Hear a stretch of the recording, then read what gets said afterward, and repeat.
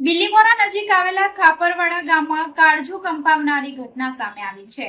ગામમાં બેફામ ગતિએ કાર ચલાવી સ્ટંટબાજી કરતા શખ્સને ઠપકો આપવા ગયેલા યુવકો પર કાર ચઢાવી દઈ એકની હત્યા કરવામાં આવી હતી। આ ઘટનામાં પોલીસે ગણતરીના કલાકોમાં આરોપીની ધરપકડ કરી ઘટના સ્થળે તેનું સરઘસ કાઢ્યું હતું અને ગુનાનું રિકન્સ્ટ્રક્શન કરવામાં આવ્યું હતું। ખાપરવાડા ગામમાં શુક્રવારે બપોરે ગોયંદી ભાટલા ગામનો 22 વર્ષીય કૃપલ મગન પટેલે પોતાની વરના કાર લઈને આવ્યો હતો। તે સિકોદર માતાના મંદિર પાસે અને રાવણ ફળિયાના મેદાનમાં અત્યંત બેફામ ગતિએ કાર હંકારી સ્ટંટબાજી કરતો હતો।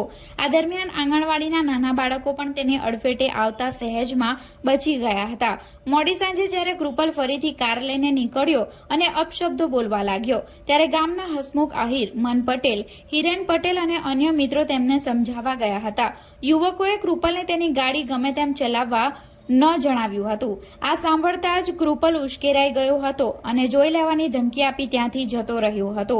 થોડીવાર પછી કૃપલ ફરીથી કાર લઈને પરત આવ્યો અને આજે તો તમને બધાને મારી જ નાખવાશે તેમ કહી મેદાનમાં ઉભેલા યુવકો ઉપર કાર ચડાવી દીધી હતી। હુમલામાં હસમુખ આહિર પટકાયા હતા।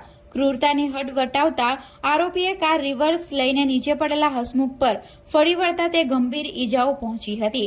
અન્ય યુવકોએ ઝાડીઓમાં સંતાઈને જીવ બચાવ્યો હતો।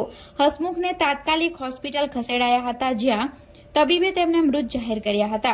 ઘટના બાદ ફરાર થયેલા આરોપી કૃપલ પટેલને નવસારી એલસીબીએ મહારાષ્ટ્રના બોરડી ગામેથી ઝડપી પાડ્યો હતો।